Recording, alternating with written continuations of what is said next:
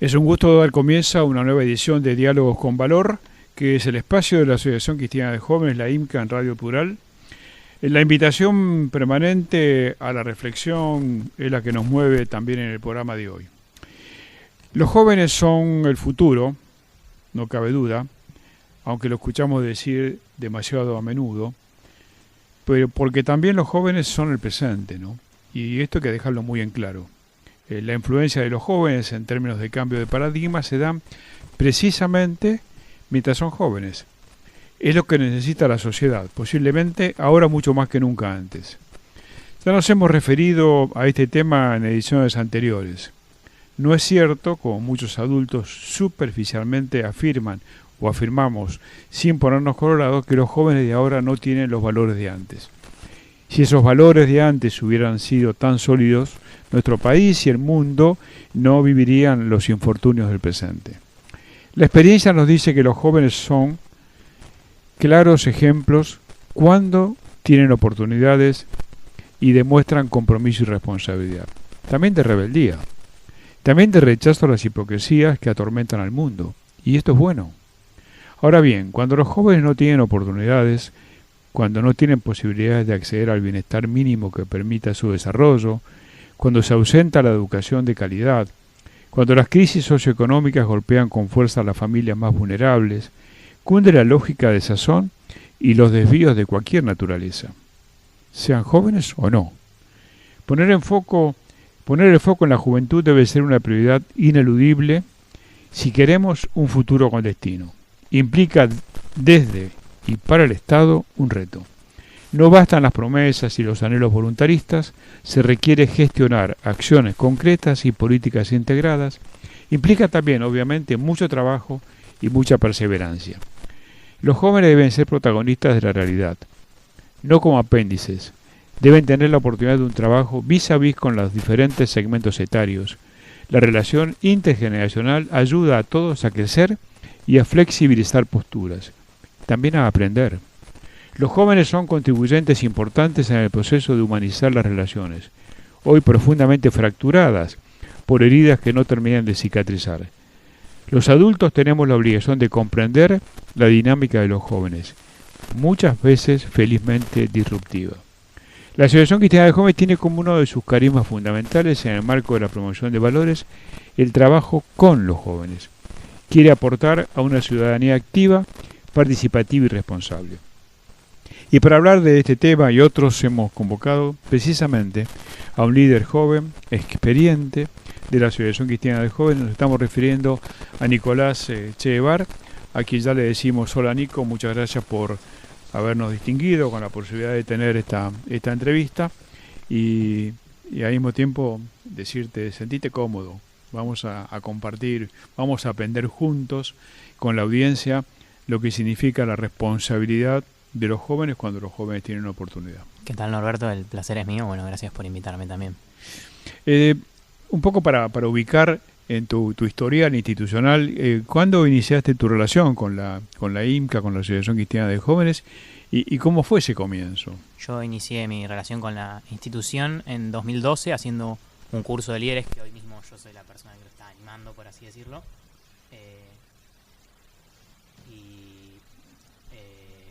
Bueno, a partir de eso empecé a involucrarme más como líder de la asociación, primero participando en centros turísticos, a cargo del sistema de animación que tiene el centro turístico, y bueno, luego me empecé a involucrar más en otro tipo de actividades. Participé en un programa de intercambio que tiene la asociación con la comunidad Wichí, y recientemente vine una experiencia en Canadá de 3 meses.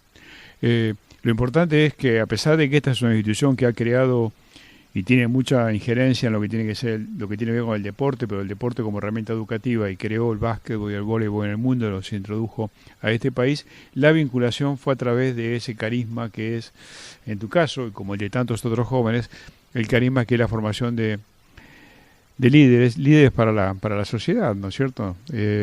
Ahora, tu experiencia en la Escuela de Liderato de la Asociación Cristiana de Jóvenes, la IMCA, ¿te sirvió haber pasado por diferentes etapas en tu formación? O sea, te fue ayudando un poco a comprender un poco más quizás comprenderte mejor a vos mismo, después comprender un poco más a la sociedad y también al mundo. Y sí, yo creo que lo que uno le permite es estar más consciente del otro y de la relación que uno puede tener con los demás, porque liderar es al fin y al cabo en un gran porcentaje saber interpretar lo que otros nos expresan de una manera u otra, y es simplemente encauzar a un grupo de gente con sus objetivos hacia lo que ellos quieran. O sea, uno como líder brinda más al grupo y está más atento a las decisiones que quiera tomar el grupo. Uno lo puede tomar como un líder social, digo, Claro. a ese nivel, que a sus propios intereses. Si uno va por sus propios intereses, bueno, yo particularmente creo que no es la forma de liderato que tenemos que ejercer Claro. para buscar una sociedad mejor, y en particular con un grupo de gente. Claro. Esto cuando escucho hablar de algunas personas que se las titula, se las caratula como líderes, uno a veces entra en un tipo de sonrisa, porque el líder en realidad está al servicio del grupo, no los grupos al servicio del líder, ¿no? Este concepto de liderazgo es el liderazgo para servir, el liderazgo para estar atento, para de alguna manera impulsar, para comprender, para contener. Ese es el líder, no es el que manda, no es el que tiene la luz de la verdad, ¿no es cierto? Ahora, vos has hecho experiencias distintas ya en el campo cuasi profesional como voluntario, que es la coordinación de programática, ¿no? En los centros turísticos. ¿Cómo influyó en tu formación el hecho de tener que ejercer, no solamente prepararte para el voluntariado, sino ejercerlo en el voluntariado en el marco de los valores de la institución? Bueno, primero fue mi primera experiencia, porque la asociación me lo permitió hacerlo de muy joven. Si bien yo era voluntario, el ser voluntario se lo toma como un trabajo, y en algún punto, bueno, de coordinar un grupo de gente que somos todos jóvenes, pero al fin y al cabo estamos a cargo de la animación de un centro turístico, y la idea de este sistema de animación es proveer, usar la animación y la recreación como un medio, y no tanto como, bueno, simplemente venimos aquí para divertirnos, sino también como buscar cómo a través de la diversión, como vos también decías, que a través del deporte de la asociación, promover ciertos valores que particularmente en los chicos creo que tiene un impacto a futuro enorme. Sí, lo que decís es muy importante, es decir, la reflexión profunda y la diversión no se contraponen, sino que pueden ser perfectamente complementarias, ¿no es cierto? Claro, estamos tan acostumbrados a veces que la diversión es un poco olvidarse de las cosas importantes, que caemos en ese error cotidiano, pero esto que vos mencionás es importante.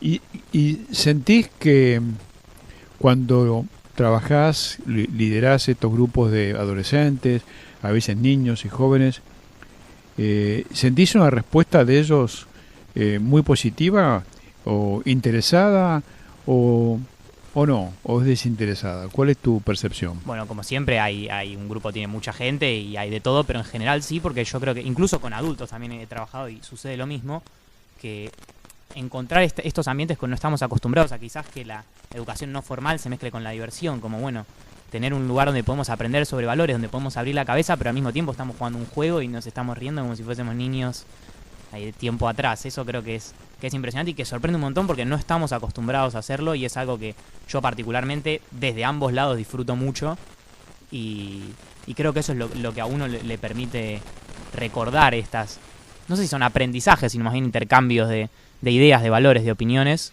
pero es una forma mucho más didáctica de tener eso en mente. Claro. Siempre. Viste, los intercambios, el aprendizaje, o sea, los intercambios contribuyen siempre al aprendizaje, ¿no? O sea, vos al compartir con otros, transmitís lo tuyo,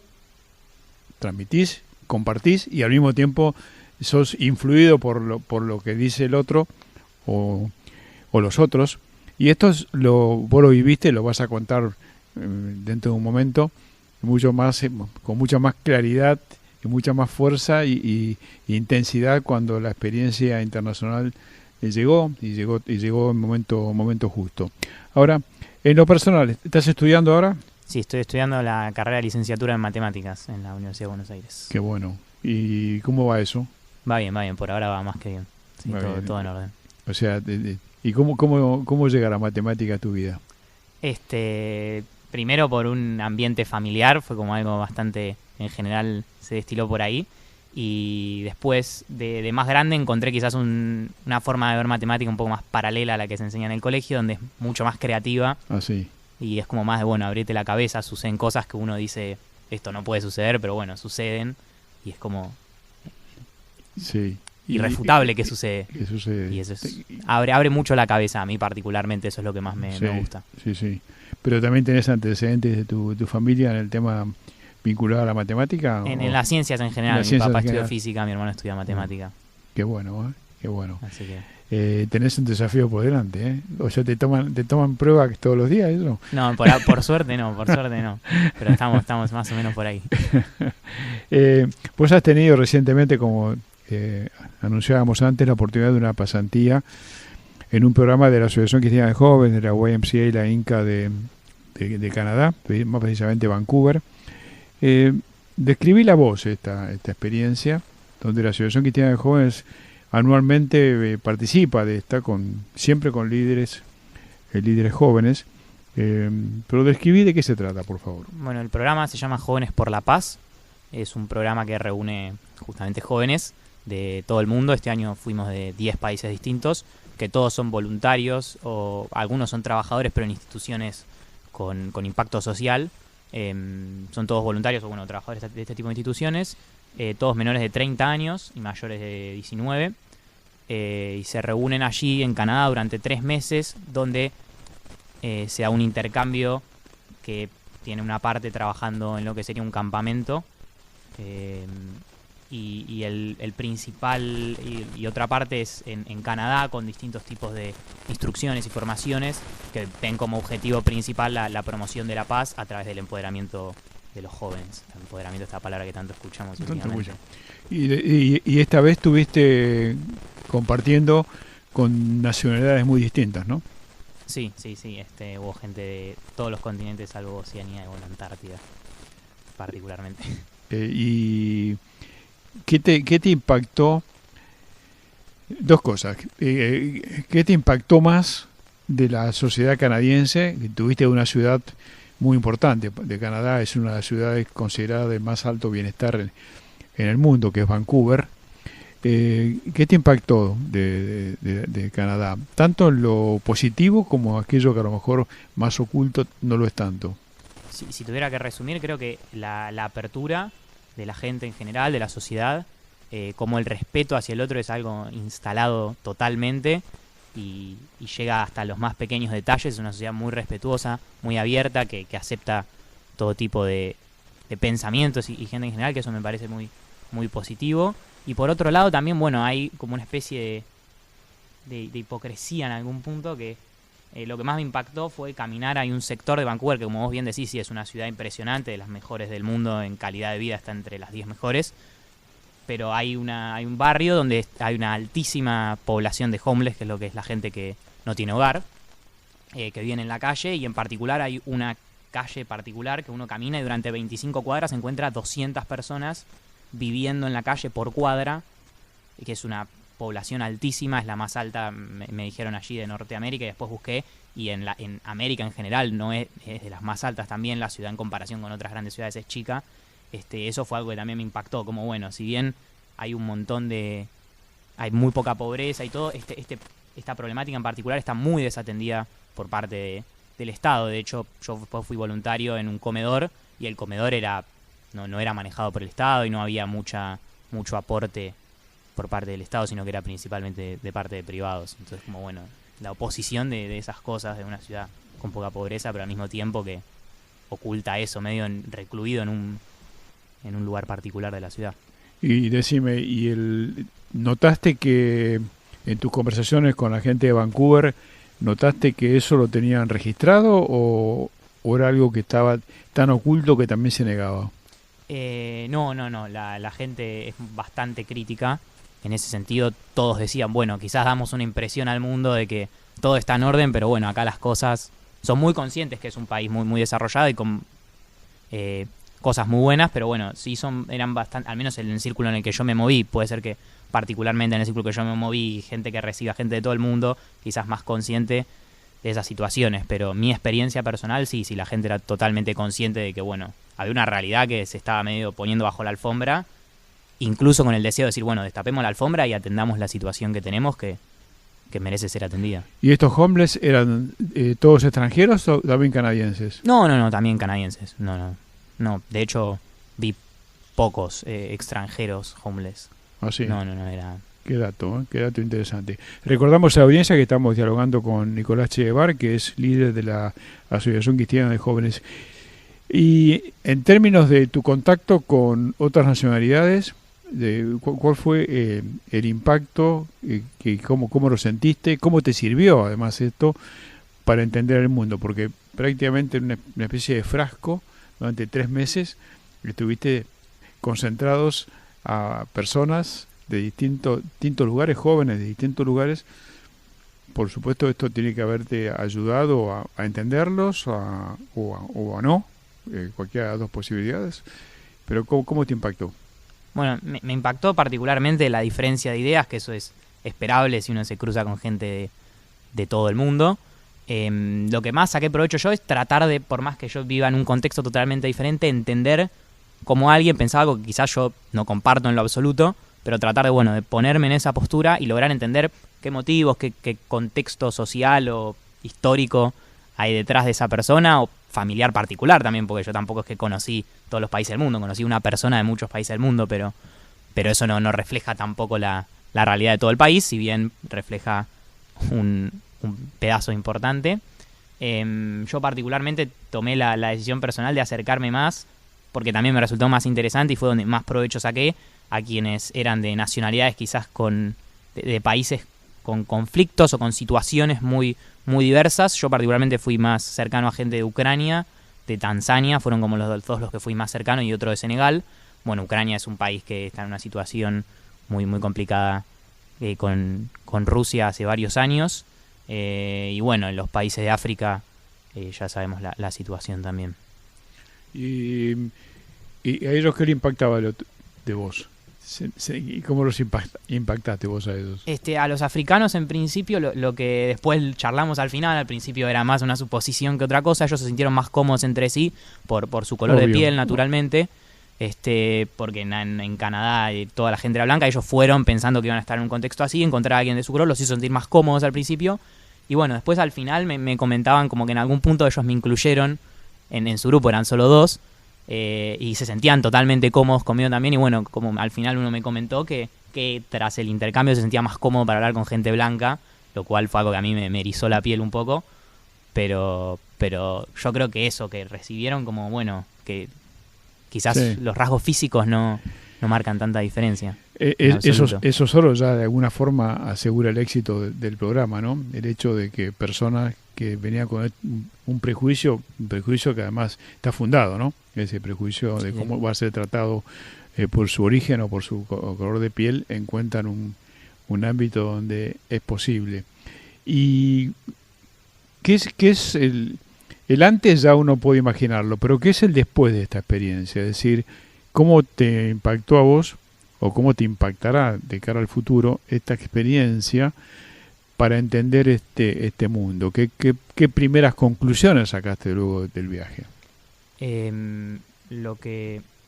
Las primeras conclusiones en algún punto que saqué, fue llegar acá. Es un choque cultural grande, tanto llegar allá como volver a la Argentina. Fue un choque cultural grande porque me había acostumbrado a vivir en otro país con contextos distintos y costumbres distintas, y en algún punto por unos meses adquirí esas costumbres.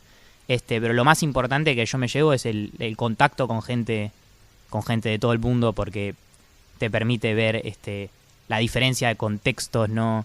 Que las cosas no se pueden copiar y pegar, que uno no puede parchar, agarrar algo de afuera, que si aplicás algo en un lugar y en otro, la gente es totalmente distinta, los contextos son totalmente distintos, que son cosas que uno sabe quizás de antemano.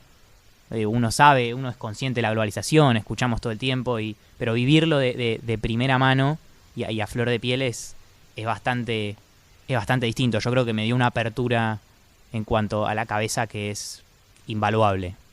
Sí, eso es parte del éxito del programa, es ese, la apertura a un mundo.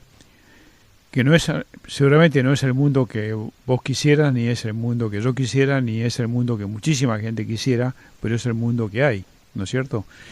Y esto varias veces lo hemos tratado con otros invitados, la importancia que tiene el hecho de que las dirigencias, en este caso de Argentina, pero cualquier otro lugar, pero las dirigencias de Argentina, tengan la oportunidad, por lo menos de entender, tengan la oportunidad de compartir este tipo de experiencias, a los efectos de tratar de eludir lo máximo posible el riesgo de la endogamia. Algunas veces, quizás te ha pasado cuando volviste, dijiste, bueno, algunos de estos debates, algunos de estos discursos, algunas de estas posturas, son posturas que tienen poco que ver, más allá de la nostalgia o el voluntarismo, poco tiene que ver con este mundo tan complejo, tan dinámico y tan riesgoso y con tanta incertidumbre. ¿Te planteaste esto en términos de dirigencia, la necesidad de entender este mundo para poder ser partícipe de este mundo, aún para cambiar con nuevos paradigmas, ¿no? Bueno, la política, siento que particular, la dirigencia en particular en Argentina es mucho de analizar la situación de otro como si fuésemos expertos y no siempre lo somos, sino que muchas veces todo lo contrario. Y sí, totalmente. Yo creo que falta mucho, quizás dejar un poco de lado la voz y ponerse a escuchar más al otro, a lo que nos tiene para decir y quién va a analizar mejor la realidad de otra persona que esa otra persona. Uno exteriormente puede aportar, pero digo, hay que también escuchar a las dos partes. Uno se analiza por dentro y por fuera, con igual peso. En alguno de tus informes semanales, me recuerdo haber que hablaste de la importancia también, o lo compartimos, la importancia de comunicarse a través de los silencios, ¿no? Es así, eso sí. Sí. Y además supongo que en el contacto con estas personas especialmente de África, eso te tiene que haber impactado, ¿no? Sí, particularmente ellos, por su sociedad, es gente que es mucho más callada, y a eso se le sumaba que estábamos en otro país. Yo hablaba un poquito de francés, así que con un africano podía hablar un poco en francés, pero el otro hablaba suajili, que es una lengua local, o sea que la única forma que teníamos de comunicarnos era el inglés, y su inglés no era muy bueno, el mío tampoco es que es nada sorprendente. Entonces, como que entre la limitación idiomática y el choque de culturas, quizás hubo mucha comunicación más desde el silencio, y los primeros días era más como te acompaño a todos lados y está todo bien y estamos juntos al lado todo el tiempo, pero intercambiamos pocas palabras, que quizás son cosas que a nosotros nos resultan muy distintas, muy raras, que en algún punto había vivido antes en un intercambio con la comunidad wichí, que en algún punto me llevó para atrás, que se toma mucho tiempo para escuchar lo que decís y no te responden inmediatamente porque el silencio queda mal, sino que se quedan pensando 1 o 2 minutos lo que dijiste, qué responder, y después lo responden. Y después ya avanzado el tiempo sí nos soltamos un poco más en cuanto a la palabra, pero sí, el lenguaje no verbal es muy importante cuando uno tiene relaciones quizás un poco más profundas que una charla de un día o 2 días. ¿Cuánto habría que trabajarlo esto aquí a nivel de la dirigencia, a nivel de toda la sociedad, ¿no? Hacer uso del silencio, escuchar al otro y entenderlo al otro, entender a los otros. Es la única forma de poder superar estas grietas o estas brechas entre unos y otros, ¿no? Desde el punto de vista de tu futuro, ¿vos crees que una experiencia internacional dice, bueno, mi mundo, si hasta ahora fue la Argentina, mi mundo se amplió? O sea que yo puedo ser un ciudadano, voy a seguir siendo siempre un natural Argentina, pero mi mundo no se circunscribe solamente a la Argentina. Eso podría ser una posibilidad, o sea, esta experiencia te abrió por lo menos ese camino probable, posible o lo que fuera. Sí, en algún punto sí, no sé si me podría llamar ciudadano de otros lugares porque me queda mucho por conocer, pero sí, totalmente, siento que uno, primero sorprenderse que no somos, no sé si sorprenderse, a mí no me sorprendió, pero no somos el centro del mundo, y tenerlo más que claro cuando te vas, que la gente te pregunta si Argentina está dentro de Brasil o situaciones así. Pero sí, uno es como consciente de, bueno, quizás se olvida de problemáticas quizás particulares de la Argentina y empieza a pensar en temas de valores que uno ve en el choque de sociedades, temas de derechos que son que no se cumplen en infinitas partes del mundo, gente que vive situaciones mucho más terribles de las que nosotros podamos vivir o no en nuestro país. También al estar lejos del país uno deja de tener algunas preocupaciones también particulares, pero creo que sí, que totalmente uno se abre a problemáticas quizás que son más grandes, particulares del país, que quizás también son problemáticas menos puntuales, sino más generales, pero que sí, que creo que está muy bueno ser consciente de que esas cosas están sucediendo en el mundo. Es importante. Ahora, ¿qué sentís cuando a veces escuchás a algunos adultos que irresponsablemente, como decíamos en la introducción, habla, bueno, antes era diferente, antes teníamos valores, ahora no, los jóvenes no tienen valores? ¿Qué te surge cuando escuchás esto? Que a veces se escucha de manera explícita y otras veces es implícito ese comentario o esa percepción. ¿Qué sentís como joven? Primero, yo lo que suelo responder siempre sí, antes era diferente, seguro, pero no lo veo como algo malo. Creo que estas cosas irán evolucionando a lo largo del tiempo y virarán a los intereses que tenga la gente. Me parece igual a mí que falta bastante tener un diálogo intergeneracional. Puede ser, yo particularmente, uno más de la visión de la juventud, puede ser que haya valores que quizás no estén tan a flor de piel, pero también hay mucha parte de la juventud, y yo lo viví allá, que tiene esos valores a flor de piel y los practica día a día, incluso más que la gente adulta que critica. El campamento al que yo fui era un campamento en el cual todo el personal, salvo 2 personas, eran menores de 30 años, y se hacía un trabajo espectacular con chicos con distintas realidades sociales, gente de vulnerabilidad social, chicos con discapacidades que hicieron un trabajo espectacular, y después la madre volvía diciendo que el chico tuvo un cambio social impresionante. La juventud puede lograr muchas cosas.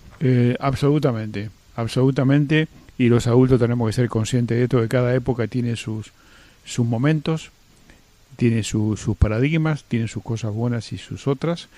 Nosotros siempre decimos en la Asociación Cristiana de Jóvenes, y estamos absolutamente convencidos, especialmente los adultos, que ser joven hoy en el mundo, lo que no es duda que es más complejo que haber sido joven hace algunas décadas atrás. Y posiblemente, el futuro todavía sea más complejo por la incertidumbre que rodea a este mundo. Incertidumbre en muchísimos sentidos. Desde el punto de vista ambiental no hablemos, desde el punto de vista social no hablemos, desde el punto de vista de seguridad no hablemos, desde el punto de vista de las oportunidades tampoco.